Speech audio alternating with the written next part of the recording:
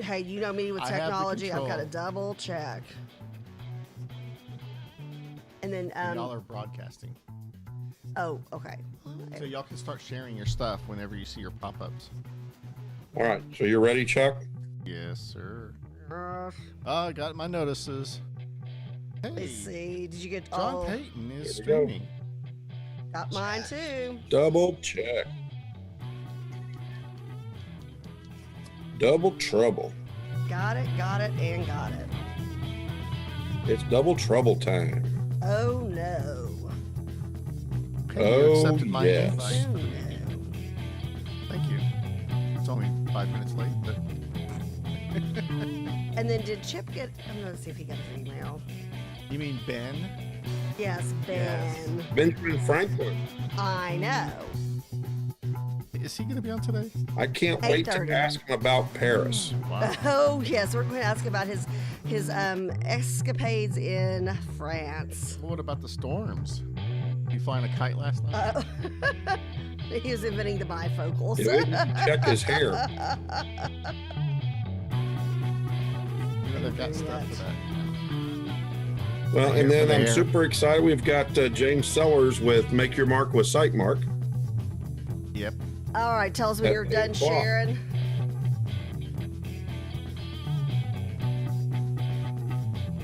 We the people.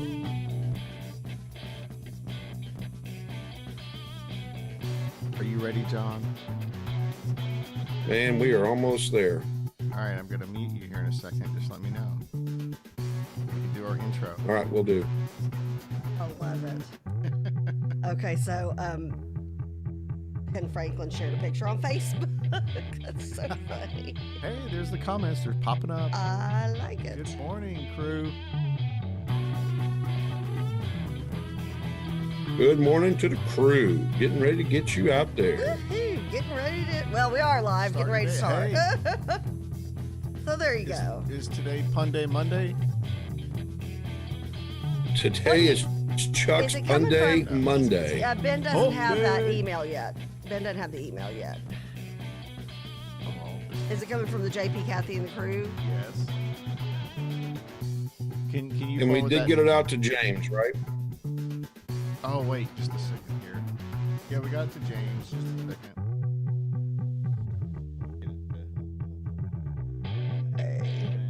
Just a second. All right, we are shared out. I thought I got it out to Ben. I didn't get it to Ben. Sorry.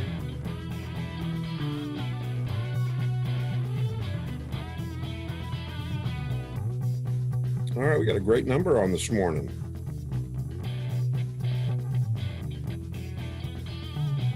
I wonder if I'm finally coming out of Facebook prison, Kat. Don't say any. Just don't jinx it. Stop talking. No, don't Yeah, even start- mention it. We'll talk. Zip it. Zip it. We'll talk in hieroglyphic. Yeah, yeah. Flash me some signs, man.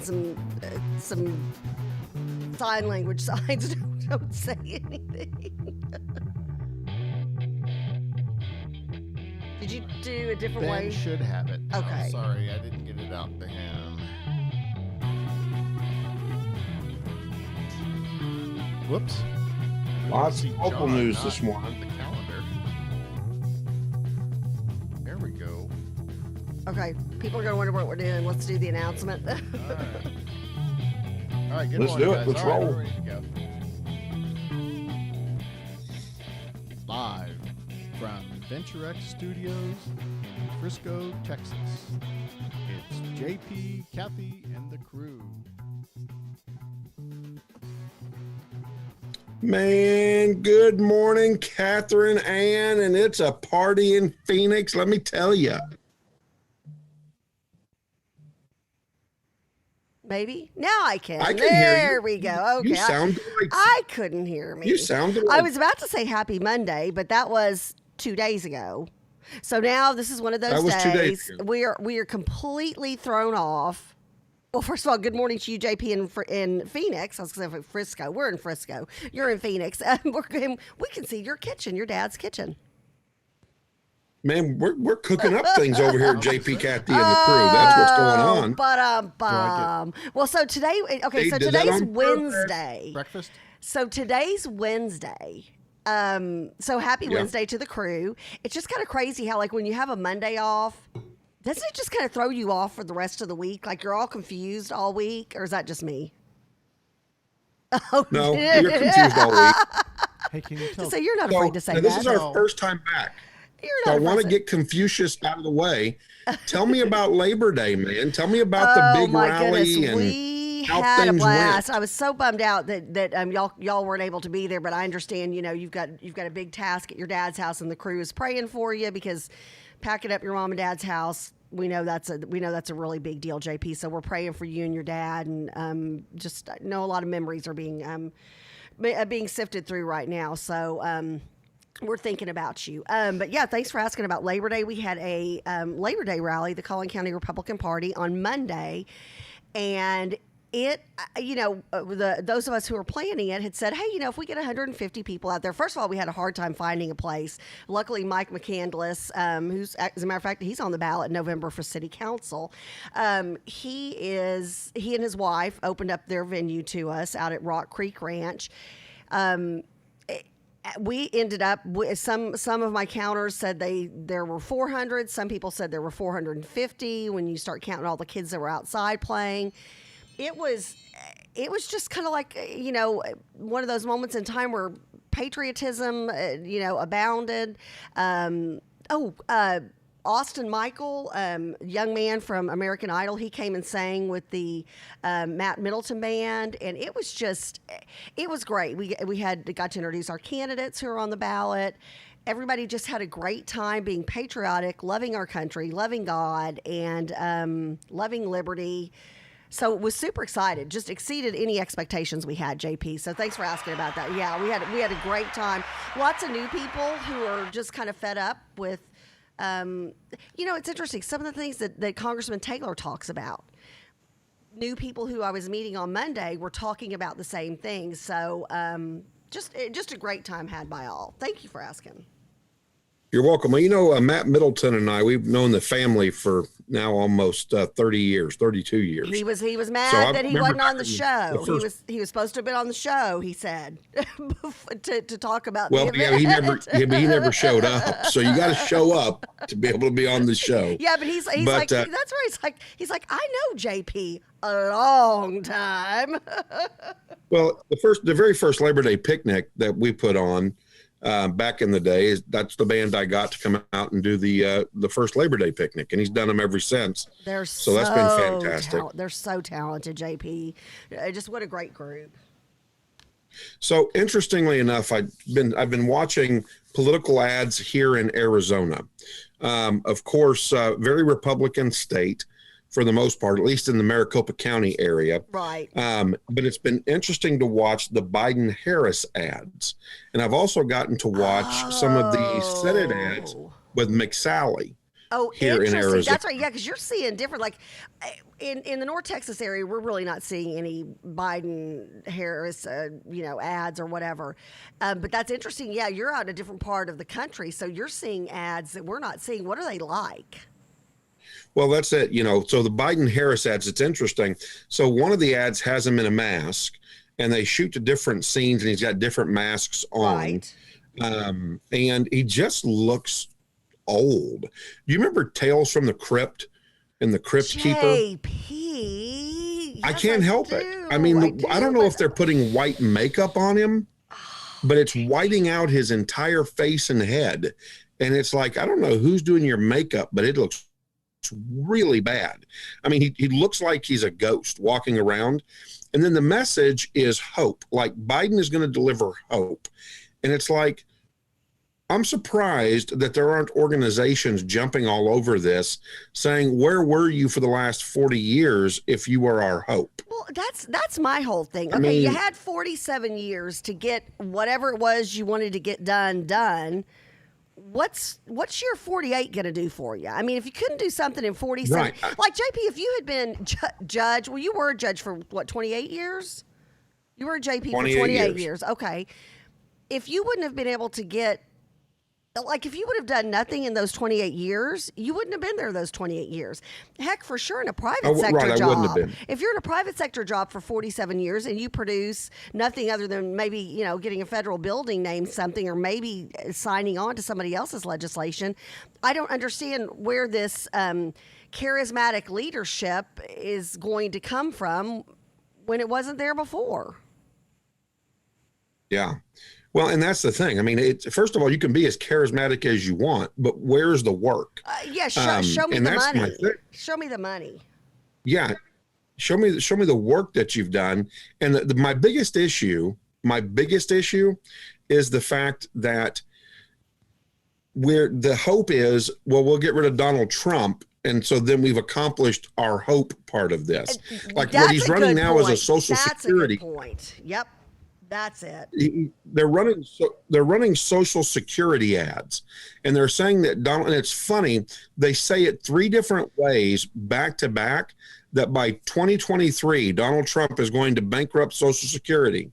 In 3 years, Donald Trump will bankrupt Social Security. Okay. And it's like, you've already said this three times, just in three different ways. Right. And then it says, and Biden is going to guarantee you your Social Security. And I'm thinking, okay, dude, Congress will never not fund Social Security.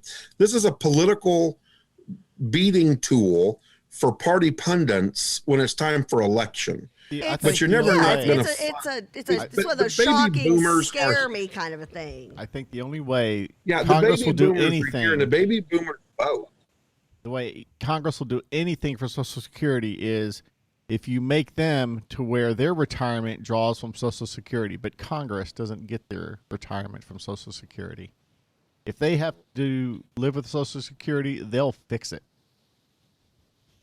Well, and I've always said that my whole life, but beside the point, it's only a political beating tool. You're not going to defund Social Security. No, that's it. I mean, give me a break. It's a scare tactic. Like we talk, every 4 years, somebody comes out, and usually it's the Democrats, come out with some kind of a scare tactic and give me a break. Well, yeah, that's it. I mean, that's all it is, JP.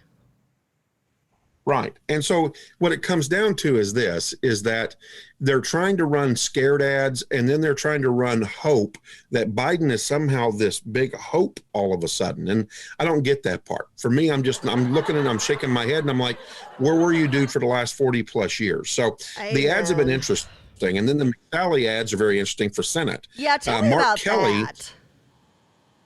So Mark Kelly, this is interesting. His wife is Gabbert, who was shot in the Tucson area in front of the grocery store, right? As a congresswoman, yes. Right. And so now he's running for the Senate, and McSally ads are running, and it's all been printed in the newspaper that he took $15 million from the the COVID-19 relief fund, basically, for his business, because he was going to guarantee 400 new employees, and he didn't even hire 100. And they're like, where'd the $15 million go? Wow. And then on his end, it's same business as usual with McSally. She doesn't answer questions. She's not transparent. So again, very interesting politics in Arizona that we don't get to see the ads necessarily in Texas, or at least in the North Texas area. Right. So very interesting. I find it very interesting. If you had a chance, I recommend the crew and everybody else that's listening and watching, Google Biden and Harris ads so you can see them in different regions of the country. I've done the same exact thing. And so again, very interesting. I guess what I'm coming back around to is that whether you like President Donald Trump or not, Biden and Harris is not an option. The Democratic Party is limping into this presidential election with a guy who did nothing as a vice president and a attorney general / presidential candidate out of California that was about as consistent as the weather in Texas.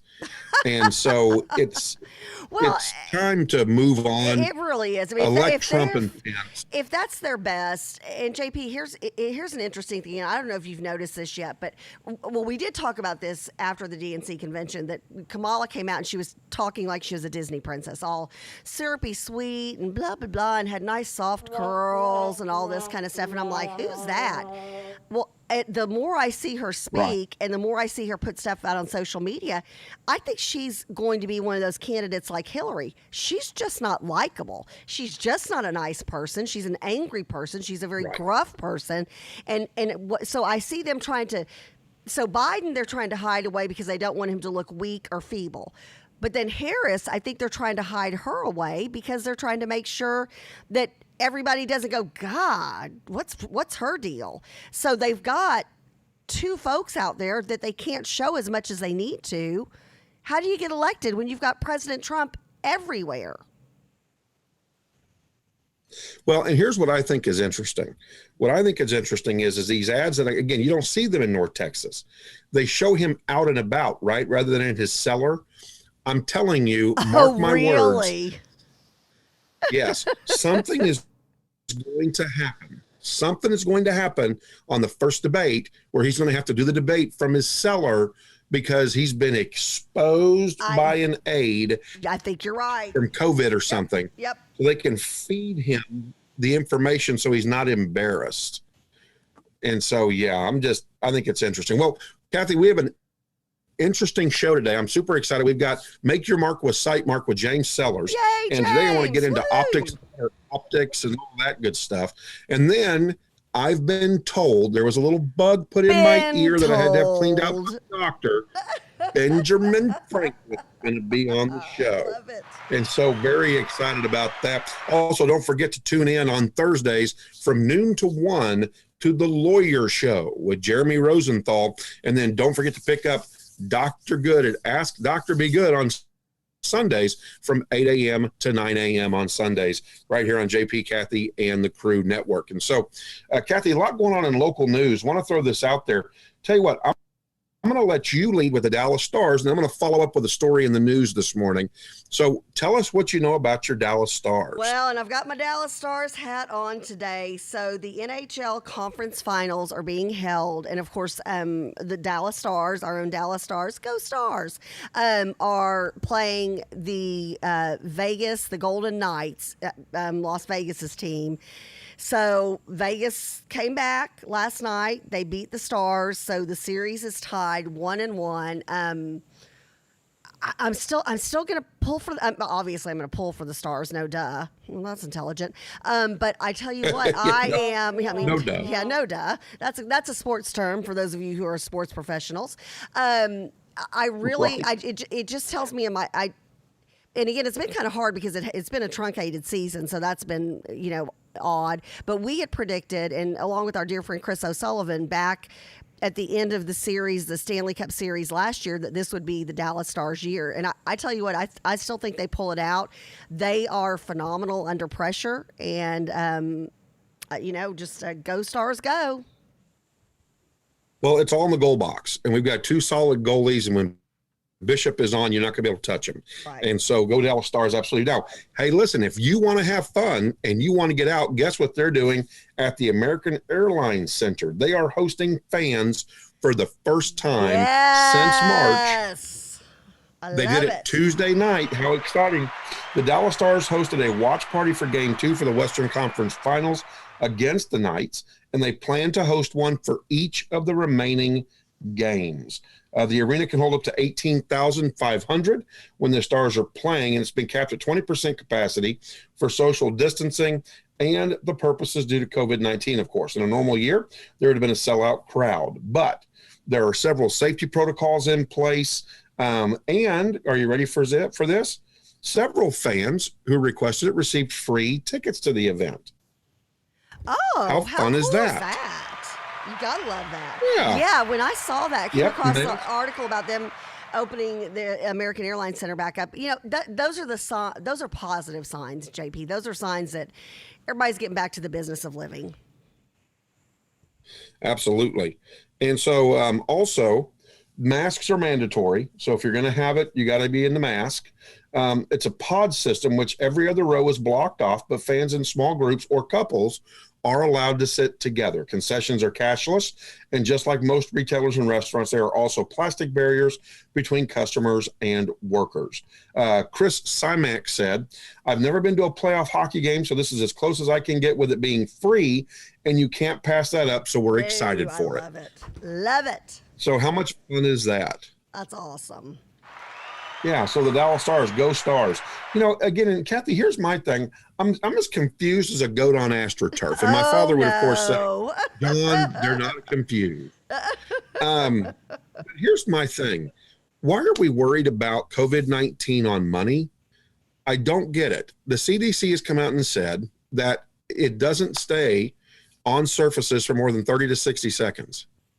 Here's the thing. I mean, what are we pushing here I towards? think it goes back to, and we've got to go back to when COVID first came about. There was this report, that report, that report, this report. You know, like today on the way to the studio, I saw an older gentleman. I mean, looked like he was much older, like maybe like at least like 80s. I looked closer to 90s, walking, and he had a mask on by himself out, you know, when it was still kind of, you know, halfway dark outside. And so I looked and I thought, that probably isn't the safest thing for him to have that mask on. And why would he have the mask on when he's around no one? He's just, you know, obviously out doing a morning exercise. I think people get it in their head, things they heard from the very beginning. And as a result, you stick to what you felt comfortable with in the beginning. I mean, there are a lot. I know I've got somebody who owns a small business, and any cash that comes through her hand, she sanitizes it, lets it dry out before she puts it in her purse and before she brings it home. Again, I think and like we've talked about, you know, they still do the things on the news. COVID, and it's this big angry virus picture. I think a lot of it goes to the fear mongering that comes from the media. I know cash was always king. That's what my parents always said. Cash is king. Not anymore. Got cash, people want. Do you remember when they came out with ATM cards back in the day? Yes. When they first came out with Magic. Okay. So I'm just a kid, right? Back in the day, I'm sitting there saying, you watch, we are moving away from cash in our society, and I don't like that. I don't like the banks to have that much control over the flow of what's going on in my account. And they do. I mean, keep this in mind. Huh? And they do. I mean, JP, And they think do. about it. You've got, well, how many times have you had things, I mean, you've had money basically stolen from your account. You've had several issues over the last year since you were going back and forth between Phoenix and the Dallas area. You've had several Well, think about this. $1,000s stolen. I've been through what, 2-3 debit cards now where I've had them stolen, Yes. missing, what have you. But here's the thing, right? There are two different amounts running on your account at all times. There's the amount in your account. Then there's the amount that's been debited but not processed through your account. And actually there's a third run. Then there's those that have been processed but have not appeared on the front end of your accounts yet. So people have gone in and actually done all of that and then written checks. And because it's on the back end of the bank, not the front end of the bank, they don't see that money's already spent. And then they're giving out cash. And then banks are trying to call customers to come back and give the money back. And somebody is pushing us to a cashless society. I don't know who. I'm not a fan of that. And it's like now we're using COVID-19 to kind of capsulize that. So People I'm don't. not a fan of people that. don't. When you don't have the cash, people don't understand the value of money. When you go out and you spend, you know, now it's a lot cheaper now, but 30, 40, 50 bucks on a tank of gas, you understand what that real value is, and you're paying with cash. It's hard to let go, but when it's just some digital, you know. Yeah, but then you say that, but then like my kids who have had to learn how to check their account on a regular basis. Hey, make sure you've got the money for that, because remember you've got, you know, your Apple Music that's coming out that's going to be debited on a monthly basis. So I think the mindset's different. Yes, I've gotten into a habit of bringing cash to the store with me whenever I can, because then I don't buy, you know, 19 extra things that I don't need. All of a sudden, like there's 5 things I'll be like, those are just impulse buys. But I think this next generation, they really haven't known a world with cash. They've known a world where you have a paycheck that's direct deposited into your account, and you have to keep up with it. So I think that's also an age thing, Charles. I think so. Well, and think of it this way too. How many movies have we seen since the mid 80s where they're scanning your neck, or they scan your wrist, or they scan a card you have, Yep. and all your credits? See, again, moving away from cash, all of your credits are on your identification band or what have you. Again, not a fan. All right. Before we get James Sellers on here, he's about 5 minutes out. I want to talk about COVID-19 and the vaccine trial. I don't know if you've heard this, Kathy, but the fire chief for the city of Allen is one of tens of thousands of people worldwide who are helping researchers develop a COVID-19 vaccine. Oh, I did not know Chief that. Jonathan Boyd, Huh. says he just Yeah, wants he's a life to friend of mine. get back to normal. What's that, Chuck? He's been a friend of mine for, since we were in high school. Very cool. Jonathan Boyd? Yeah. He's a great Yeah. Very great guy. cool. So I didn't realize he he's was doing that. participating. He's participating in the clinical trials, and he feels like that's his small contribution. In fact, this is what he says. He goes, "I know there's going to come a time when I'm going to talk to our firefighters about getting the vaccine and the community about getting the vaccine, and I wanted to do it from a place of understanding," Boyd said. So he's part of a study for the Moderna vaccine, which already cleared early stage safety tests. He received his first shot August 25th and doesn't know if he got the real thing or a placebo. He said, "I did get a sore arm and a little fever after the first shot, so that may indicate it was a vaccine, but that's really no way of knowing for sure," Boyd said. He still wears his mask and social distances. If he did get the vaccine, it could be weeks before the antibodies develop. And so he's prepared to answer questions. I'm going to contact the city of Allen and ask if we can't get him on the show Oh, that'd and talk be about great. that and what they're That'd be nice. about in it and all of that. So I'm excited about that. That would be great. And I know, and just we've got several things we want to talk about today. We're going to talk about Luby's closing, and so if you're a member of the crew, we want to hear what's your favorite meal. I know. I don't even. It's my brother and I were texting each other. My brother even said, he goes, "We need to do something like a Save Luby's, like a Save Ferris. Remember Save Ferris Bueller? A Save Ferris campaign Right. for Luby's." But we want to hear about what your favorite meal was. Family Louisiana memories from Luby's. God, just so great. And then also huge news on our president. And I know we'll talk about that probably after we talk to James. But huge news on President Trump this morning. So, Kathy, one of the other things going on out there, right before we get James on, and it looks like I'm having battery issues potentially. Chief of Police in Dallas has decided to resign She's amongst a tumultuous year. She is as of she wanted to make it effective as of I think November 10th. I think was when she wanted it to be effective. They've asked her to stay until the end of 2020. I bet she's got another gig somewhere. Well, if she's smart, I mean, man, that sounds you terrible. know, it is what it is. If I were her, I would have had my resume out there this whole time. Yeah, mine as well. Hey, looks like we've got James Sellers joining All us. Let's right. ask him about that. I'm curious Yay.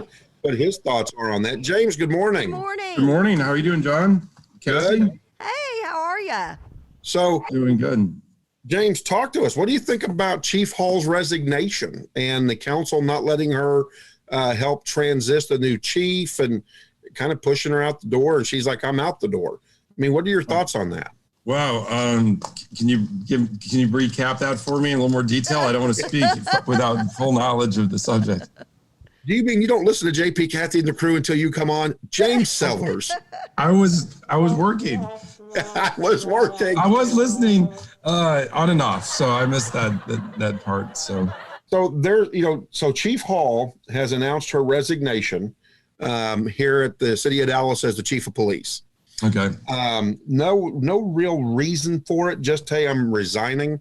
Some people are speculating it could be over the BLM protesters, that it could be over some of the some of the things that have gone over the last 3 years with lack of community engagement to help keep crime down, having to bring the state troopers in to Dallas to help control crime when crime spun out of control and murderers were, I don't know if you remember between January of last year and like May, but we were over 100 people murdered in Dallas during that time frame, and they had to call people in. And so Chief Hall has announced her resignation. Here's one of the comments that Hall wrote. These past 3 years have been saturated with a series of unimaginable events that individually and collectively have never happened in the city of Dallas. And so, Kathy and I are speculating that she's got a better gig somewhere. And she's like, I'm out of here. Dallas she said she can't. I'm out. Basically, and Fred Nord has said she's got a place somewhere else or a gig somewhere else. She said she can't say, and I would assume that's for safety reasons, and I get that. I don't. And here's the thing: she's the first female to have served in that leadership position in the city of Dallas, first woman of color, and so it was interesting. Where I thought this would be a great fit. I think she's kind of gotten pushback from the city council, a number of city council members for a while. I think the big falderall on the bridge with the rioters when she arrested them. Supposedly there was some kind of issue with, the report said one thing, but details from other people said something else. So I don't know. If I were her, I literally think if you're the police chief in Dallas, that is a no-win situation.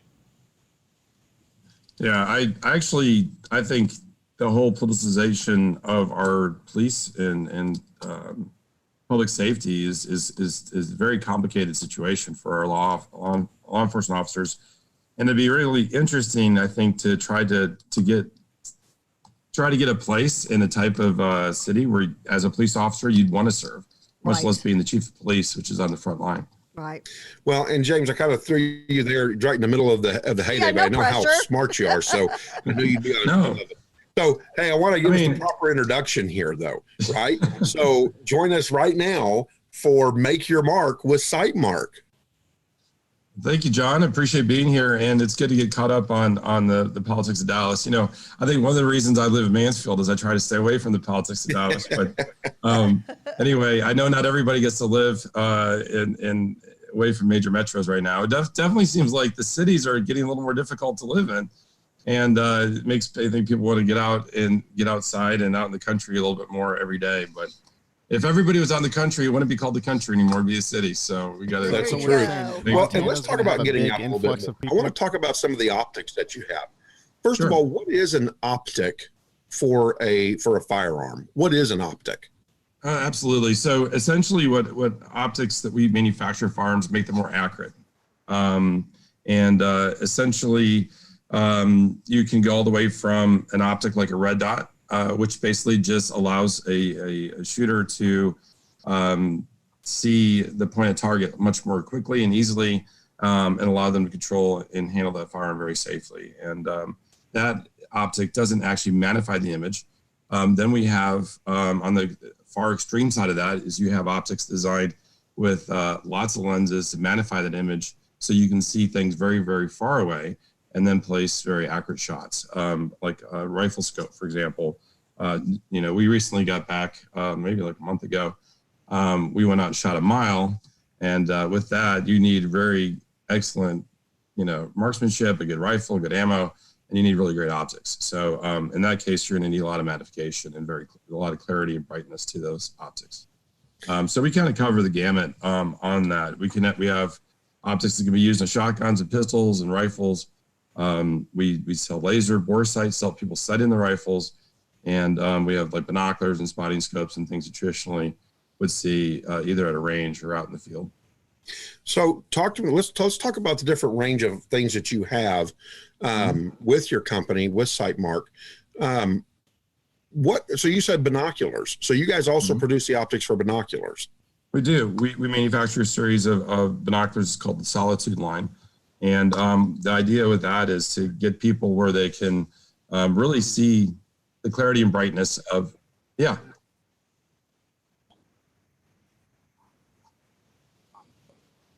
We can hear you, Chuck. James and I can hear you. Was that supposed to be a behind the scenes technical How can thing you- there, Chuck? Yes. Because James and I could hear you. Sorry. What's How up, can you Chuck? hear me? How you doing? The engineer gets into the mix. Wah, So- wah, wah. So, James, you were saying, Yeah, so you got to think really what people are trying to accomplish, and then what's the best tool for that. It's a lot of times binoculars are used very commonly by like bird watchers or people at sporting events. They just want to see something up close, and get a lot more detail. With like this time of year, dove season here, and people thinking about deer hunting. Obviously, with hunting deer across the state, the different rules by county. It's very important in some states. If it's a buck only county, you got to make sure it's a buck. So to do that, you need to get some good, binoculars to make sure that the deer is legal to shoot before you shoot it. And one of the top rules of gun safety is always know what you're shooting before you shoot. And it's a lot safer to do that with a pair of binoculars and through a rifle scope. so now, James, do you do anything that would be considered military grade, or is everything you manufacture military grade? Well, we can and we do manufacture some products that are using very similar technology to technologies found in military products. We make to a lot of the same specifications that the military demands. High recoil, waterproof, very durable. We use technologies like the military use, like thermal imaging and sensors. However, we don't manufacture anything on SiteMark for a big federal omnibus contract. Some federal law enforcement agents have used our things, and we're glad they do, and we wish they'd use more of it. And if anybody out there is listening is a federal agency would like to have a contract with SiteMark, we'd very much like to entertain that. Shameless plug. I love So, it. did marketing tell you to give us that commercial? Yeah, we're ready. We're ready for a government contract, but we really actually do. We kind of look like when we look at our people that we serve, they kind of fit into three main groups. The probably the largest group is civilians, everyday people who want to go out and shoot with their family or friends, or just go target shooting themselves. That people could maybe in competitive shooting, long distance or bench rest or 3-gun. So that's definitely a big segment.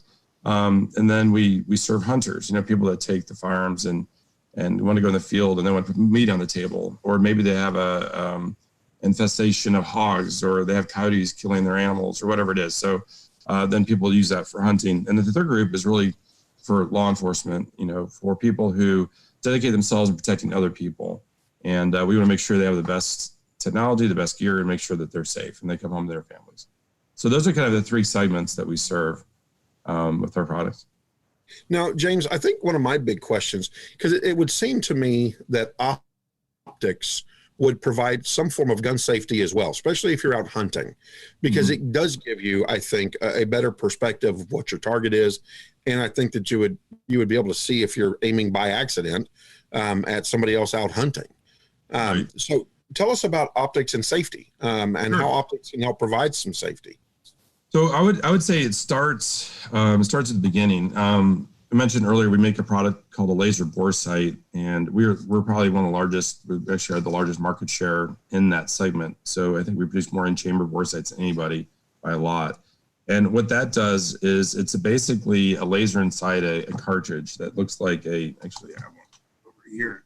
This was not staged, by the way. So this is actually a 10-year anniversary version of this. Usually they're copper. But basically you put this into your firearm and it'll emit a laser down the barrel.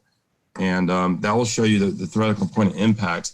When you do that, there's no bullet in the chamber because you have the laser in the chamber. And that gets you to sight in, your optic or iron sights for that matter, to make sure everything's lined up. So when you pull the trigger at the range, you're going to be on target or very close to it, and then compensate for, the ballistics of the bullet. And that's really important because the number one thing is you have to go to the range. You have to practice your firearm. You have to know how to operate, how to use the safety, how to eject a bullet, how to feed a magazine, how to take care of a jam, all those things. And then make sure your firearm is safely and accurately sighted in. If you're going hunting, I mean, one of the most important things is that you're going to be hunting a deer. You want a clean kill. You want to be able to shoot the animal and have the animal drop so you can recover it and then recover the meat. So it's very important that you check that. You check your zero. And the bore sights also allow you to do that later. If you're traveling and you have a gun in a case that's rattling around and you are able to put the bore sight back in it, you can check to see if it's still zeroed. So, I think knowing your firearm first and knowing how to properly handle it is very important. Know that safety is always on, always, treat the gun as loaded and don't load your firearm until you're planning to use it. And then when you're out in the field, you mentioned the importance of knowing where you're hunting and shooting. That's one of the great things that optics does. It really helps you see things that otherwise you can't see. And you want to make sure that there's no, animals like cows or horses or something behind that hog that you want to shoot. It's very important you know what's behind the target you're shooting. And I think, you bring up a really good point. I think everybody really, everybody, whether they hunt or they want to have a firearm for personal security or they just want to go out and shoot targets, you got to really know gun safety and take that very seriously. So, and when we talk about, you mentioned something, and I want to go back to it, James, where you're able to really target in on like the buck that you're looking at, and because you're hunting for the meat, like the guys and gals that I know that go out and hunt, they're hunting for the hunt, but they hunt also because they want to process sausage and make steaks and roasts, and they're going to go back and feed their family, right? Yeah, absolutely. And so it also probably, when you have good optics, allows you to get that kill without the animal suffering. Yes. And then, ethical hunting is a big deal. I mean, obviously, hard to recover an animal that runs off in the thicket, right? So, you don't want to spend a lot of time tracking down an animal that's wounded, and obviously you don't want to see an animal suffer. So I would say that the optics are going to improve the quality of your hunt, the likelihood of success, and the clean ethical shot that minimizes the suffering of the animal, which is very, very important, especially to new people that haven't hunted, very often. Make it a fun, enjoyable experience for the family.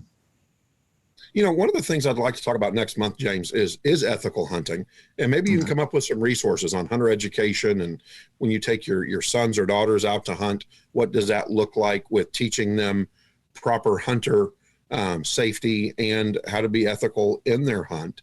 I think that'd be a great topic, and we can put that out there and have families maybe get around the social media to watch, because I know we have a lot of families that hunt with their kids. And so what is that? What does that look like? And what are some good hunter education resources, especially amongst COVID-19? Do we have online resources now rather than being in the classroom? Are we still going up to the classroom with Texas Parks and Wildlife? So what does that look like? So we'd love to talk about that next month. Let's touch base on that next month. So what's going on in your world, John? How's everything? Man, we're out in Phoenix. I'm out there in your dad's country. You are? I'm out here with my dad. Yeah. That's awesome. Got up at 4:15 this morning, James. 4:15. That's Phoenix time or Dallas time? Phoenix that's time. Phoenix time. Ouch. Yeah. Kathy, make sure he never tries to get me up that early for a segment, okay? Oh, don't worry. I won't let him do that to you. You're safely at that 8 o'clock spot when you're on. Yeah. I got a topic, John, I'd like to discuss with you, and I'd like to kind of do a little dive into an area that I've been thinking about with things that are going on in the news, and then, even the politicization of our law enforcement and kind of the uncertainty in our communities. But I was wondering, I was listening to a couple newscasters and read some articles about coverage of different things, and the topic of militias came up a few times. And I don't know, have you guys covered the discussion of militias and kind of the public's perception of what those are and what that means? So I've been watching, like you have, the news, and I've been seeing militias starting to surface again. I don't know if you remember back in the late 80s to the mid 90s, the Republic of Texas. Do you remember? I do. Okay. The ones that said that we never officially joined Texas again and we don't have to pay federal taxes. Right. That's right, and we don't have a cash anymore. They don't recognize the cash, and they were trying to pay whatever car tags or whatever in trade. Like they would bring up bags of cotton and say, okay, give me my sticker for my car because you don't even have the right to sticker my car, but here's my cotton. And they're like, we don't take cotton. You got to pay cash. Well, I don't recognize your cash. Yeah. And so militia's got kind of that name back in the day. And then, of course, the Michigan militia, you remember that back about, goodness gracious, now, would that have been about 10 years ago? Yeah. I'm from Michigan originally, and we had quite a few militias. And so we used to have, anyway, there's a good joke is that behind every tree in Michigan, there's a militia. So you got to be careful. That is, James, but- that's a great topic that we should dive into. We need to have you be part of that conversation. Yeah. So, James, to answer that question, we have not tackled that yet, Okay. but it's been interesting because I've been watching it surface, and it's Okay. becoming more and more prevalent. And I've noticed, like, for example, after what happened in Portland with the Trump and conservative supporter, I'm starting to see militias begin to surface again. Mhm. And so Yeah. would love to tackle that topic as well. No, I just think it's interesting because you bring up, the chief of police resigning in Dallas. And I think when you have law officers that are not able to go into areas of unrest and people's property and lives are in danger, that's a huge problem. And, I think the militias are forming to fill those voids created by our official law enforcement. And it'd be interesting to talk about what that looks like in a modern society. Currently, militias kind of got that definitely has a negative connotation, the way the media talks about it. And I think it probably requires a little additional discernment and discussion about what that looks like, what that means, and formulate some discussion on that. So I think that'd be a good topic as well. I think it'd be fantastic. Yeah, let's tackle that. Thanks for producing that segment, Next month, James. Wednesday would be great. Yeah, look at you, James, you little producer. I You. know, I love it. We've got to give you a new title. Well, James, what I want to leave everybody with is this, is that, go out there and when you research optics, not everybody's optics are equal. Tell me what that means. Yeah, sure. So, I think each person's need is going to be a little bit different, but generally speaking, you need to dial into a little bit of what you're trying to use your optic for. So the first thing is get the right optic for the use, which means majority of people now are using AR-15s. Is a very common modern sporting rifle that a lot of people are using at range for home defense, even for hunting. If you're going to be shooting, and shooting targets at 100 yards less, especially if those targets will be moving, like in a 3-gun, type scenario, you're going to want a red dot. You're going to want something that allows you to get on target acquisition quickly and accurately engage that target. If you're shooting something mid-range, like, maybe 70 to 150 yards, red dot with a magnifier, which basically takes that red dot image and enhances it, 3-5 times would be a good option. Or a one, like very common now with 3-gun, and people also need to shoot longer distances, is a scope with a range, a magnification range of like 1 to 6. It's just very popular with people that are wanting to do more short and mid-range. On the long distance, higher magnification is going to be better. There's some technical details that you need to pay attention to, but ultimately, look at using the optic in the condition which you're planning to use it in. If it's comfortable, if you get a good sight picture, meaning you can see what you want to see in good clarity and detail and brightness, that's really what's important, is how that optic performs for you.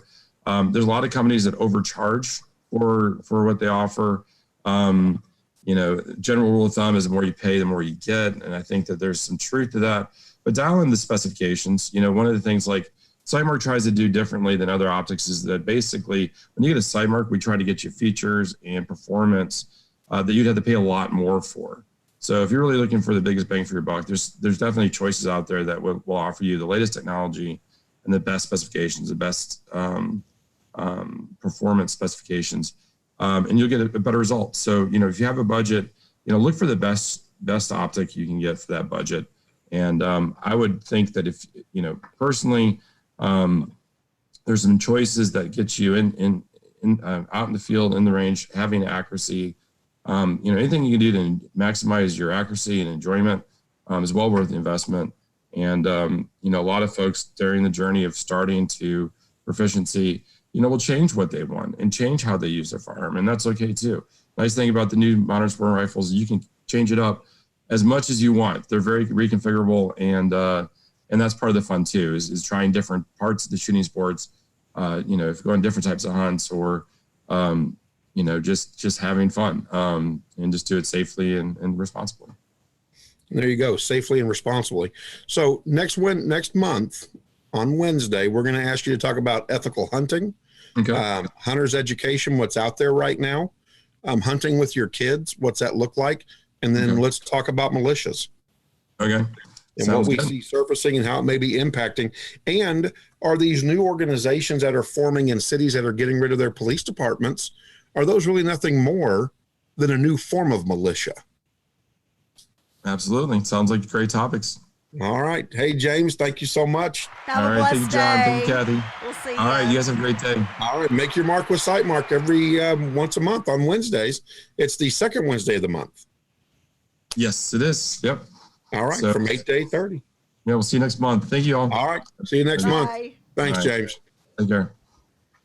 So, he had some Kathy, great interesting ideas. topic. Great ideas for Yeah. future topics. I love it when he's producing his own segments. You gotta love Yeah, I that. do too. Well, what I love is the idea too of militias. Donald Rutledge came on and said, Yes. we may need militias more than ever now. Yeah, and so you have to look You at know, and I- what is a militia. What is a militia? Because I think he's right. Right. You've got the negative connotation, but you're right. Here's the thing: if and we kind of touched on this when. And as a matter of fact, Chance, come on in and say hi to everybody. We've got Chance with Venture X, who is in studio today. So come on in, throw on some headsets or a headset. What we were talking about, when the electricity went out during the storm last week in my neighborhood and then in the neighborhood next to mine, and literally it was just pitch black. And I said, for the first time, I felt like a little uneasy. Just thinking, gosh, if somebody realizes where this outage is, there could be a free for all.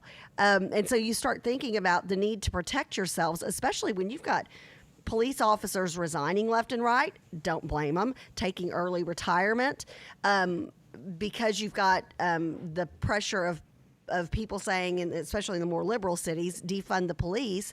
They don't have these new, young, strong, strapping men and women coming through for new classes or new groups of police officers.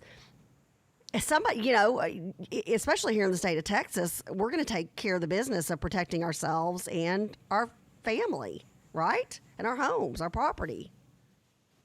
Yep, So absolutely. Well, I agree. And Kathy, I remember how upset you were. It was, when the it lights- was and it weird. is, it's It was scary. just, it was really, It's- I was like, kind of felt like being in the movie The Purge. You were just sitting, you kind of felt like a sitting duck because you can't see anything other than like flashlight and candlelight in your house.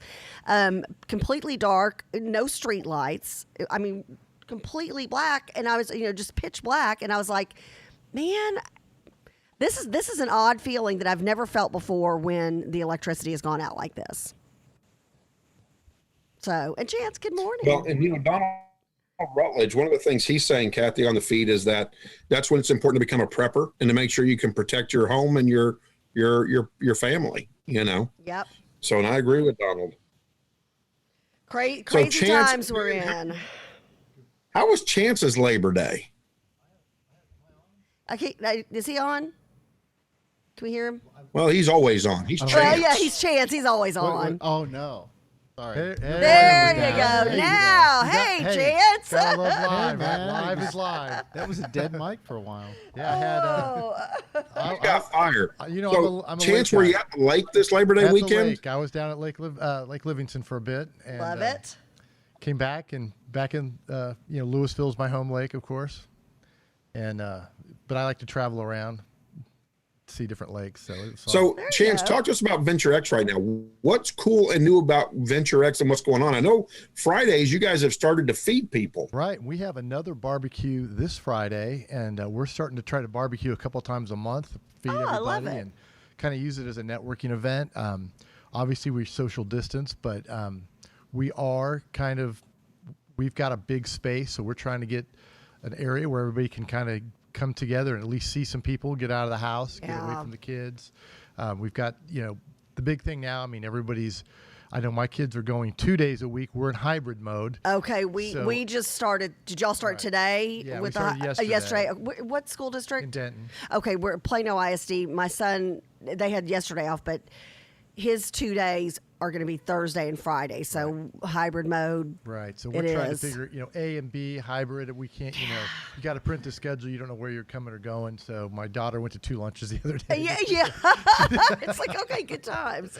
But yeah, so at Venture X, one of the things through COVID, we've tried to, adapt, clean everything. And what we're really trying to do is just build a community, bring in like the shows, like JP and Kathy, you guys, bringing you guys in, and really try and provide unique value to the members here. We do member spotlights, get our members on. And really, we're moving towards video, producing videos for our members. Love it. And you can come in and you rent the studio time, obviously, but the biggest thing that's setting us up, the difference is the fact what we're doing to help small businesses. And I think it is Dallas Startup Week this week, next week. So we're trying to offer services for entrepreneurs. Love Well, it. your Love spaces it. also are kind of isolated too, right? Because Right. they're just because of the size. Right. And we've got 30,000 square feet, and so Yeah. we've got plenty of room to spread out. We've got multiple large conference rooms. We've got large team rooms also that we can rent out. So Yeah, we it's can- amazing. We can space you out for Conference gu- call, a guidelines, conference, yes. anything. Yeah, Right. it's interesting because you have tons of different and unique space here, which is what I like. And what you said, I think really rings true. It's a chance to get out and be around people. I've got friends of mine who, they've been cool with working from home because hey, saving gas, this, that, and the other. At this point, people are going stir crazy. Chance. I mean, people really want to get out. Right. And I mean, what I have members tell me all the time is, I love, working from home, but if the kids are home and I'm getting, hey, the Wi-Fi doesn't work, everybody's on, Dad, help me with this. And they get Yep. twice as much done when they come up here and work. And of course, we're flexible, so you don't have to stay here all year. You can come up for the school year, or you can come up, I know. You can do month by month here. Yeah, month to month. Yeah. So there's no long-term contracts if Yep. you don't want. Yep. Love it. Love it. So If you, how do they contact you? Uh, How do they contact? So Yeah. take your hand, Yep. point to the left, and point down, oh, there it is. and Okay, point right down. here. Go right there. Go right there, and you can go That's find right. out more information. You can book a virtual tour, or you can come in. I'll give you a tour. Love to Right love to down see there. some people. Chuck loves that. Chuck loves the whole pointing at That's stuff. his favorite thing. That's his favorite That's his thing. favorite thing. Well, I'll tell you what, let's kick this around for a few minutes. How about this? How about President Donald Trump being nominated for a Nobel Peace Prize? Amazing. Great news. And not by just I was- anybody. Yeah, Not by JP, just let's talk anybody. about. I was when I saw that this morning, and I sent it out to our group message system. I was blown away. I think he's so deserving, but I was thrilled to see that. I was really surprised. Well, and I'm going to get this wrong, but Tybring Gayeti is what I'm guessing a very, very poor Norwegian, by the way, on my account. But this guy is a 4-term member of parliament who also serves as the chairman of the Norwegian delegation to the NATO Parliamentary Assembly. So this isn't just somebody that's, out there doing something goofy. I mean, this guy's This is involved, legitimate. engaged. Yes, exactly. And his comments are that there has been nobody in the modern era that has done more for peace between Israel and the UAE than anybody else, and believes that as the UAE follows, the rest of the Middle East will follow. You can't argue with what Right. with how strong President Trump has been in our stance with Israel. I mean, he has put so many people talk about standing with Israel, and then you have leaders who they don't do anything. It's just kind of lip service. He has actually done more towards supporting Israel than I can't think of any other elected official who's done more. Yeah, I mean it's definitely something that's not getting recognized in the media. Shocking, Chance. Shocking news. Yes, Chance has some breaking news here. President Trump's what he does is not getting recognized by the liberal media. Thank you for that Well, I'll tell breaking you what, news. let's ask somebody who knows what it's like to watch somebody become president, run for president, and then run a very young country. I think we need to bring Benjamin Franklin in on the conversation. Yes. Chuck, can we bring Ben in? Ben Mr. Franklin. Franklin, there he Hello, Mr. is. President. Or no, he wasn't ever a No, president. wasn't a president. No, wasn't a He was president. never a president. No, You but know he's what? got the Benjamins. But he's Benjamins, got yeah, the there you Benjamins. go. But Mr. Franklin, most people do think you were a president, though. Do we have his audio? You know, There we go. yes. we have to wear these masks. We don't have to wear these masks. I'm just so confused sometimes. What is going on in this country? They've lost their mind, Mr. Franklin. They Yes. truly have. Well, as long as we don't lose the republic. Amen. Now, Amen. Mr. Franklin, have you been watching President Trump and what he's done in this country and in Israel with the UAE? Have you been able to watch any of that from where you sit? Oh yes, he is. You know, I agree. He's done the most anyone has done ever for peace in the Middle East and with the United Arab Emirates. And it is true that what he's doing is the groundwork of some real sincere peace over there. And I should know this. You know, I spent many times in Europe being the ambassador to France, the ambassador of Great Britain, well, you know, England at the time. And I've spent a lot of time with the policies and making sure that we could actually have conversations and that we weren't fighting one another anymore. So, talking about France, I was just curious. Oh, JP, I don't know if we want to go down that road with Mr. Franklin. Ben is smart. He's a smart man. But you think so? I just was curious about the wine you drank. Oh, okay. You can answer that question, Ben. You know, wine, women, there's a lot of rumors out there, but maybe they just need to remain rumors. It's Well, I a don't good know. thing you I didn't wanna have confirm social. some of those women. It's a good thing you didn't have social media, Mr. Franklin. No phone That's videos. the truth. Oh, My picture gets passed around enough. Actually, it should be passed around more. So, you know, Ben, we're super excited here at JP Kathy and the Crew Network because we're getting ready to launch another show on the network, and it has everything to do with you. Tell us about your show. What's the title of your show? I mean, we're kind of excited about this. Well, we're going to have brunch. It's called Brunch with Ben. We're going to go through a very vast number of topics from each segment, each week that we get together and we do this show. We'll have some brunch. We might even have some colonial meals thrown in there. What would we like to eat? Some of the meals that we ate back in the days. We might talk about electricity. Talk to some inventors. We're just really excited about all the different aspects of things. But, you know, it's about getting back in touch with what matters and knowledge and knowing things. You know, that's the reason why it's so important for us to establish libraries in this country, is so that people could know. They would know things that may, and we could build on that knowledge. And that's what we have done. And we've built this vast internet now that you and I can talk on now. I mean, this is amazing. And I'm just excited we're able to bring you back. I'm with you. The internet's amazing. But we have to continue down that road and not listen to nonsense. We have to look at the truth that's out there. I want all more about of that. I want more of your portraits in my wallet. Oh, there you go. I like those. I like those in particular. We love those. Well, and, Now, and so Ben, We need to be passing around more of those. We need to be doing lots and lots of things that stimulate the economy and not like checks from the government. Who thought of that? It should be business, the economy, the free enterprise that we Yes. established here.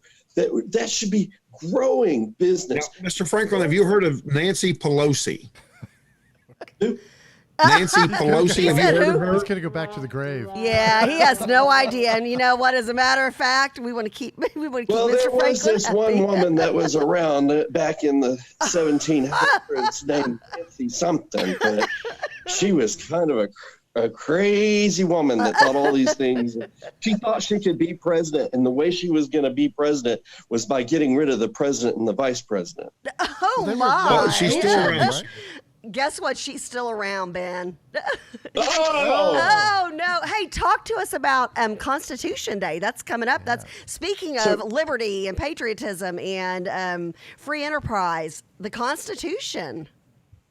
That is true. So next Thursday, September 17th, is Constitution Day, the day that we annually recognize that we are something different. We have the oldest Constitution in the world, and we can celebrate that. And that's what we're going to do with our inaugural Brunch with Ben. We're going to have brunch, and we're going to celebrate the Constitution. We're going to talk about the Constitution. We're going to have maybe some trivia about the Constitution, and just like bathe ourselves in everything that has to do with this wonderful document that is our Constitution. Do you know how many amendments there are to our Constitution? How many, Mr. Franklin? I was hoping you would know. So, Are you flirting with me? Let's see, 32. 32, Ben. You know when the last amendment was ratified? When was that? In 1992, not that long ago. That was not very long ago. So are there 32 amendments, Ben? Help us out. I think you're about right, somewhere around there. Somewhere around there? Okay. So It's in the again, ballpark. Ben, tell everybody real quick, you're going to be on Thursdays at what time? From 10 to 11, we're going to have some brunch.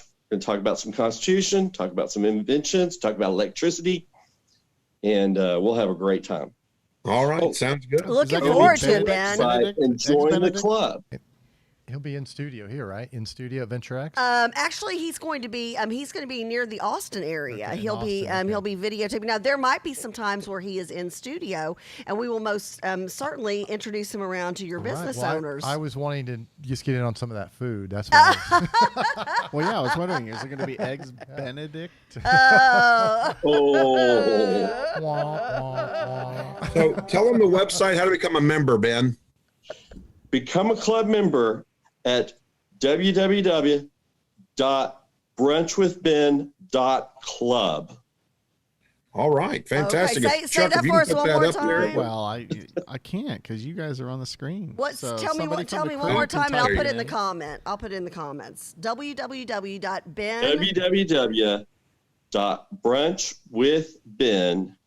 www.brunchwithben.club. CLUB. God. Well, I look forward to Thank it, Ben. you. And I can't wait till we have a private conversation about all the women and the wine. Oh I'm my! curious. Oh my! That's another show. Yes. That is a whole nother show. All right. We'll see you next Thursday on the JP Kathy and the Crew Network. Thursdays from 10 to 11, Brunch with Ben. Love it. Thanks, you, Ben. Mr. Take care. Franklin. God bless you. That's too funny. All right. Well, I'll tell you what, Ben has started a wildfire all throughout the country when he decided to discover electricity and flying his kite. And but that's not the only place we got wildfire spreading, Kathy. In the state of California, they are amassing hundreds of thousands, millions of acres of Horrible. land, and close to my family's home now. I was going to. in the That's San what, Joaquin that was Valley. what I was going to ask. Was how is it getting closer and closer to where your family lives? Yes, in Aubrey, California, they had to go up and rescue. Clovis PD, that's right, the Clovis Police Department went up, found out there was a woman stuck in her home, and an officer on his own drove up and rescued her and brought her down from Aubrey, California, which, again, the San Joaquin Valley is on fire. They're concerned that Shaver Lake is going to be burned all around it and won't have access to that recreation point. Of course, the El Dorado fires, it started from a gender reveal party. Yeah, that was JP. That was when I heard about that. That was first of all, usually gender reveals. I've seen like they pop the balloons, or they do the paint, or something like that, or they open up a box and there's or they cut into a cake and it's either pink or blue icing. I guess this was. And I'm just shocked that they would have even gotten the go-ahead to do a gender reveal party with fireworks. And how many? Was it how like many a pink acres? or blue M80 or something? I don't know, but how many Yes. acres ended up burning as a result of that? I mean, they Over 70,000 acres. Wow. Yeah, I mean it's terrible. Yeah. I think I just listened to Fox this morning, and they were Right. talking about. I think one of the representatives was headed up there to see the damage, and was from that area also, like John's family. And it was interesting. He was saying that they recently had stopped clearing brush in the area, and I don't know. I mean, not to make it political. I mean, obviously our It prayers, is though. Our It prayers is. and our Oh, thoughts God go bless out. them. God bless them. Yes. But they were saying that I know they quit clearing brush because different groups didn't want that to happen. So now they've got this mass buildup of right. fiber. It's trees, tender. yeah. It's And literally. so that's making it worse. You're right, and it's interesting, JP. Notice where Chance took this conversation. You and I have talked about this the last couple of years with the wildfires, which come back every year, and that's exactly what we talked about. It does cost a ton of money to clear that brush, and that's why I can't. Again, we're absolutely mortified, and we pray for the people who have lost their homes or in the past or now, or they're in danger of it. But don't they get charged enough taxes in California to where you would think brush would be cleared? Because literally that's what literally starts a wildfire is that dry brush. Right. That's how it spreads like that. Well, and and talking with, again, the San Joaquin Valley is facing some very severe damage.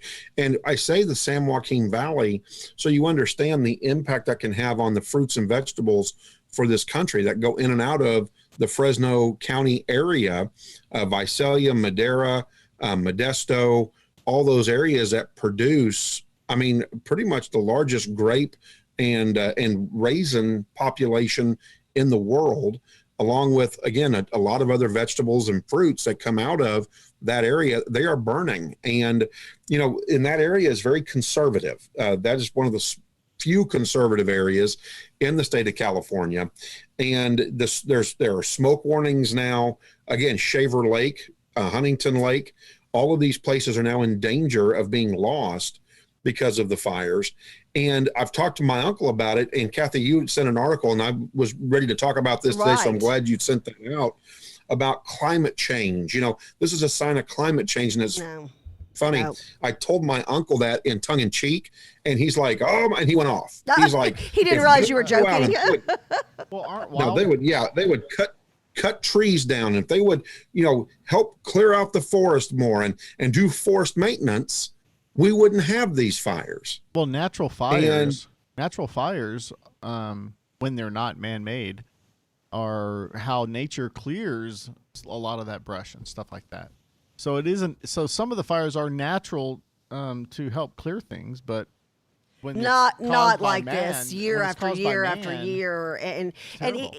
and that's the thing. This is a devastation. This is something, we've got hurricane season that we have to worry about here in Texas. They've got wildfire season, and I can't imagine anything worse than leaving your home and seeing fire creep up closer and closer and closer to your back door. Yeah, it's scary. But even the climate changers are even saying that, well, if we would do better maintenance, for example, clear out trees that have been killed by bark beetles. Right.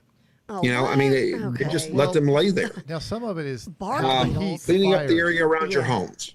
Right, and it's the heat of the fires, right? It's the extra brush that's creating a hotter fire that does more damage than a fire that comes through that clears some of the brush, but they burn hotter. So Right. then you're actually killing the tree. The bigger trees can survive. Some of the trees, the foliage can come back faster if the fire's not as hot. Right. Well, it's heartbreaking all the way around. And again, this is something that year after year after year is an issue. It seems like, again, that they are paying enough taxes in the state of California that somebody should be proactive on this, doggone it. They should. And what's interesting, of course, UC Berkeley's forest ecologist and climate change scientist Patrick Gonzalez, he says that outdated policies and human-caused climate change have increased burn area by 900% across the western United States since 1984. So I buy off on that statement up until we talk about the fact that we have this human-caused climate change. The climate's going to change regardless. Hence, we had an ice age. We had the melt. We had the dinosaur age. We know we had fossils because that's where we get a lot of our oil and gas from, our fossils. And so, again, it's like Chuck said, fires aren't bad when they're naturally caused fires. Mother Nature does take care of Mother Nature.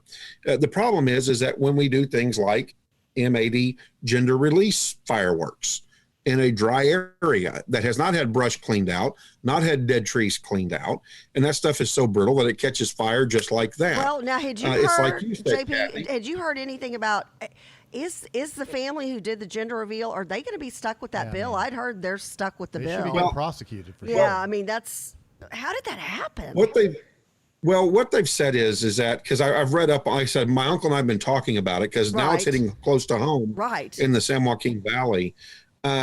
So they didn't do anything criminal. They didn't violate any of the laws in the state of California in regards to setting a forest fire or so they could have, if others had done something different and caused that, then yes, they'd be charged for it and there'd be criminal charges pending.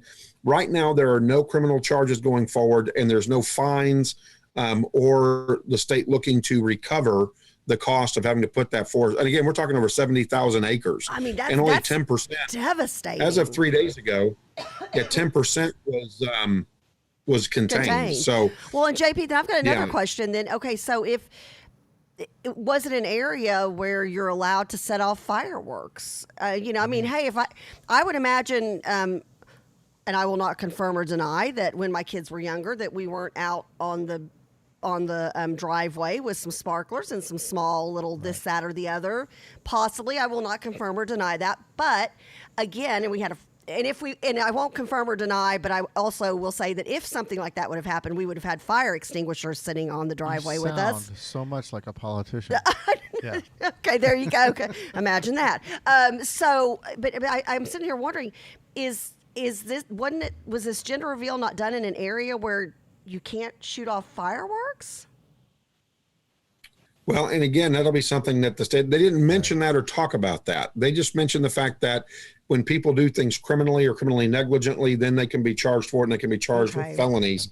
And it did not say they're going to move forward with charging this couple for doing that. Here's something else that's interesting. There wasn't malicious intent, JP. We know that. It's heartbreaking all Right. the way around. I didn't realize, I guess, that there were gender reveals that were fireworks. And if I'm in California, I think that's the last kind of gender Well, reveal I'm thinking of. I mean, and when you think about here, like you can only buy fireworks 2 times a year. You can't shoot them Yes. off anywhere near a city. I Exactly. mean, you got to drive forever to find a place to shoot them. You got to Right. be a can't be a burn ban. So there's all these different stipulations. So I wouldn't think that you would just be able to buy fireworks and go shoot them off for no Yeah. matter what the reason is. Yeah, I've got a lot of questions on that. So here are some very interesting statistics coming out of some of these climate changers. One is there are 48 million acres of forest in chaparral or highly flammable shrubs and bushes. The land around is about 3 million homes that are around that kind of bush. So they say that long ago, 4.5 million acres or more burned annually prior to the year 1800, according to a study by UC Berkeley, which no longer occurs at that scale. So they're saying that when they started suppressing fires, that it's brought on more fires Right. because it was historically, you would burn, like you said, Mother Nature or Chuck said, you would burn off naturally what needed to be burned off, and then you'd have new growth and you'd go on, right? So they're saying that fire suppression, again, it really comes down to this. It's not, oh my God, the carbon monoxide's changing the climate. It's going to make it horrible. And acid rain. Remember acid rain, the big acid rain push in the late 80s? We're going to die from acid rain. I There was even a movie. I remember acid where- wash jeans. Well, Oh, Okay, you know the cause of acid rain, right? That was all Wah, wah. there were factories, and my dad. I remember up in Ohio because of the steel mills, right. and lots of the different factories up in that area. I mean, that was a real thing, but yeah, it's not going to cause the entire climate to change. But yeah. No. Well, so the bottom line, my bottom line is this, is that it comes down to stewardship, and I don't disagree necessarily with the Berkeley professor on fire suppression Right. being a potential problem.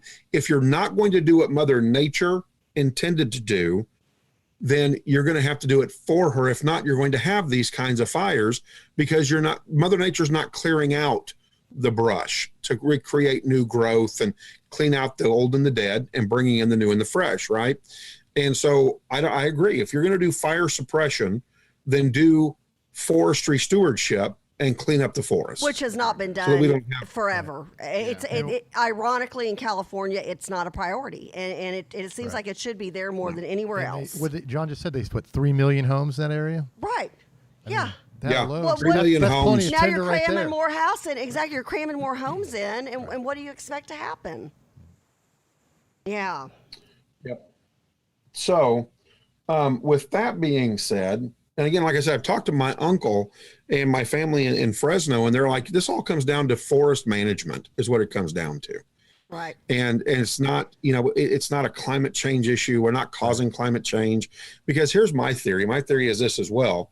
If 4.5 million acres burned annually prior to 1800, and again, it's Mother Nature all the way around, why are these fires causing even more severe climate change? Of course, our argument is, well, carbon monoxide. Man, whatever. Yeah. Are you serious? Well, Let me measure your spit bubbles again. hey, somebody's doing that some. somewhere, JP. You know that somebody's getting paid to measure spit bubbles. You know Well, that. at MIT, 26 feet, you How can do make you a get spit bubble go when you that sneeze. Well, you have to get funding. They got to have some reason to get their funding to do Right. these studies. So Yeah, they've got exactly. to have a hot I button. think we should do a study on boogers and COVID-19. I need $1 million to start a Hey, lab. write a booger grant. Write up a grant. experiment. You know, they also have, I've seen I'm gonna- studies where it's how quick ketchup comes out of a bottle. Hey, now I need to be. And speaking of ketchup, let's transition that into Luby's talk. I need that job because I'm the condiment queen. I mean, literally, if there's a side sauce to be had, I will take that job. So, Charles, how do I get that? I don't know. Well, don't So get my you gotta hopes write up. a grant. You got to write a grant and say, hey, I want to see. Oh, okay. how well so, ketchup yeah, comes out there of a you bottle. go. Heinz So, versus who's the other Hey, guy? Hunts and- Well, how Just many tell you there's a people lot of remember the old calories in those cafeteria condiments. food? Oh, I cafeteria. do, and I'm very sad about this next story. I'm really bummed. Yeah. So, and I'm friends with the Wyatt cafeteria family and the Luby's cafeteria Actually, family. and Charles, if you want, I've got the Luby story up on my screen. If you want to switch that over. And I remember talking with them 3 or 4 years ago, and they were saying, John, we just can't keep all of them open anymore. And the one in Plano on Park Boulevard, just west of Preston, has been one of the last remaining opened Luby's in the state of Texas. And it just became one of those things where there are so many restaurants that have saturated the area, and you don't go there on Sundays anymore and get your little broccoli. And I mean, I used to love the meatloaf and the mashed potatoes. Well, and that's what we want to that know. So, was that salmon. your favorite? Was that your favorite? Because I want to know from the crew, what was your first of all? What are some of the memories you have of Luby's, and then also, what was your favorite dish there? I know we used to go, and again, it was something we did. It was an after church thing with my grandparents, and we went to the Luby's. Did anybody ever go to the one in Dallas where Miss Inez played the piano on the rotating stage, and she would have a ball gown on? Is there there anybody from the crew who went to I've that never seen that. Luby's? I never knew.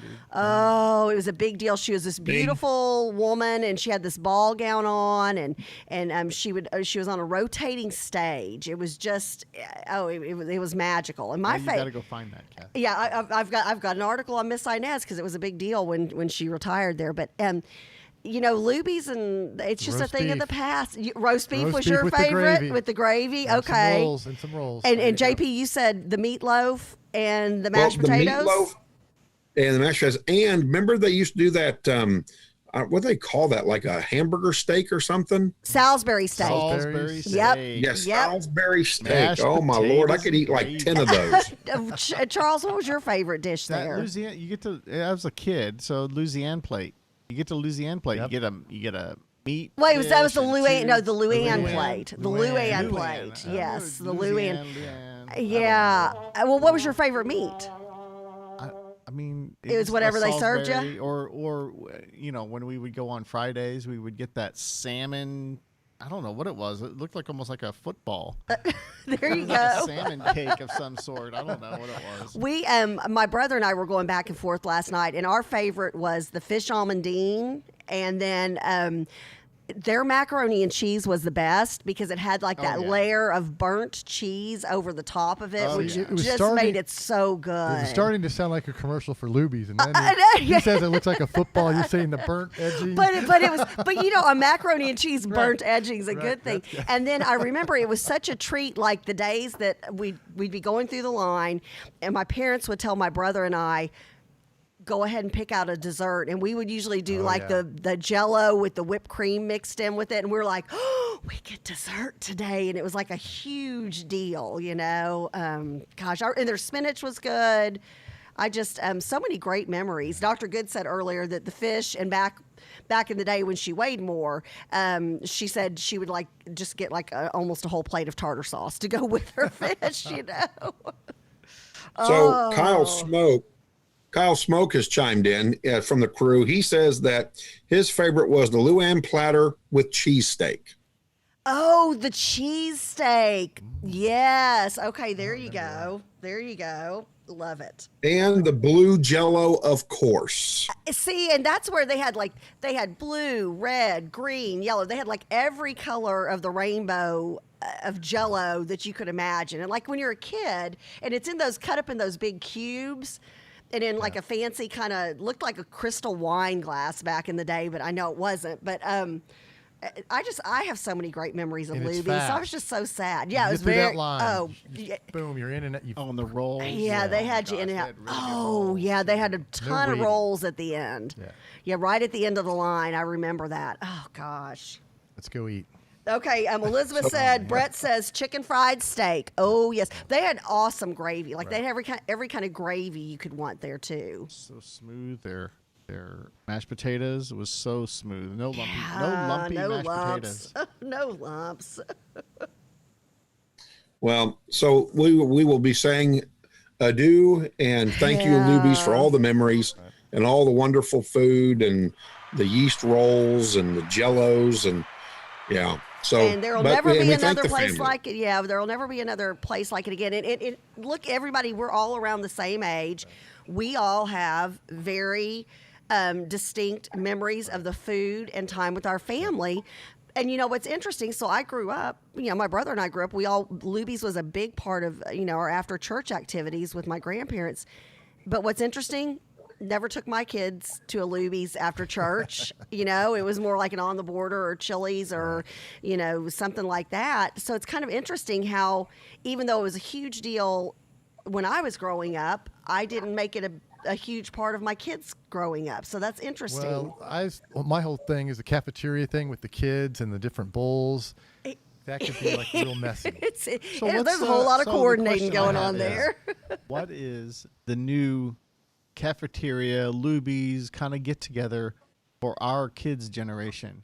What is it going to be when they're our age and they're going to be saying, "Oh, do you remember when that?" And then that place is closing down now. That's is a that good gonna be? question. What is it gonna I be? don't It is. know. JP, So, any thoughts Kathy, on I that? I want don't to know. send this out. Did you hear? Did We'll you have hear to come Chuck's up with that question? one. Yeah, we'll have to think about that. I Yeah, did, the and I just- crew. Is it the delay? family style places like maybe a Babe's Chicken. But yeah, Babes. yeah. Babes Babes is is- awesome. yeah, Yeah. it's really good. Yeah, Babes is Babes. good. Oh, that makes me want fried chicken, especially Babes fried chicken. That's Yeah. good Or stuff. ETs? So I want to send this out on a positive note, Catherine Ann. Yes, and because we're Chance. sad about Right. Luby, so And so- make us happy now, JP. Now, Chrissy Teigen. Does anybody remember the name Chrissy Teigen? Isn't I have she the to? loudmouth Might have- who's Sports married? Illustrated. No. Are you talking about the one who's married Sports to what's his Illustrated name? swimsuit model. Yeah, I remember Is that. she the one who told everybody that they needed to, when they quarantine, you need to just take care of it and you take care of business? And then she had she goes, have your favorite soup brought to you. And she had like clam chowder flown in from New England or something. Is that the chick Yeah, you're that may have talking been about? her. Maybe the same one. Yeah, I can't stand her. I don't think so. But I'm not going to confirm or deny that story because I don't know if that was her. What I'm going to tell you is that she's gone on Twitter and she has asked teachers to send them her wish list. And she is fulfilling all the teachers' wish lists. She's making up for bad PR from the beginning of quarantine is what she's doing. Her publicity person has gotten a hold of her. If that was the same person, again, I can't confirm or deny that. I'm looking it up. And so she herself has been homeschooling her daughter Luna and posted a picture of their homeschool and what they do at their homeschool and asked teachers if they were in need of supplies for the upcoming school year and to drop their Amazon wish list. And she will cover as many as she can. And she's been out helping fulfill wish lists on Twitter for teachers across the country for those who have needed school supplies and needed help. So it's a positive story.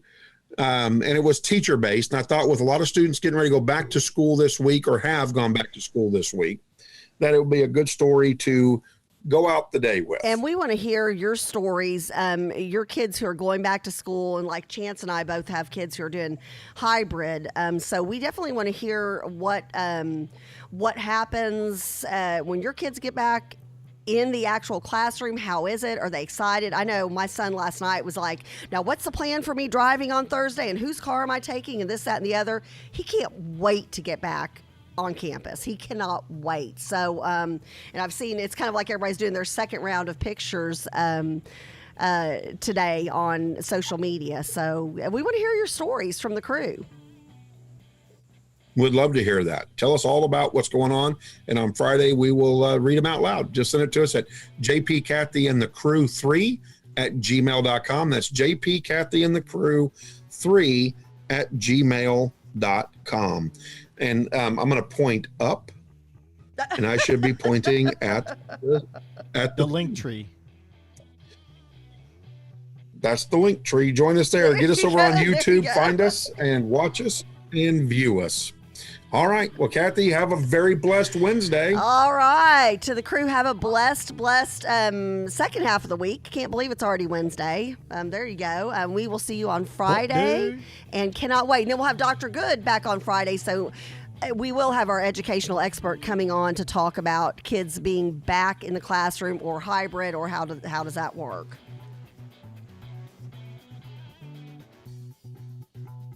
Love y'all. Love to the All crew. right. Chuck, do we not have fancy music, Chuck? There Can it you is. not hear it? I can't hear it. Oh, well, let me jam with you. The non-existent music. Non-existent music. Trust me, it's playing. You don't look crazy.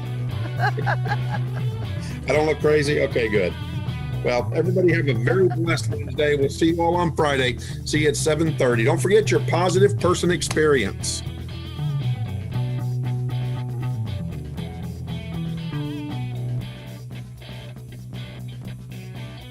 Yeah, I didn't want to end on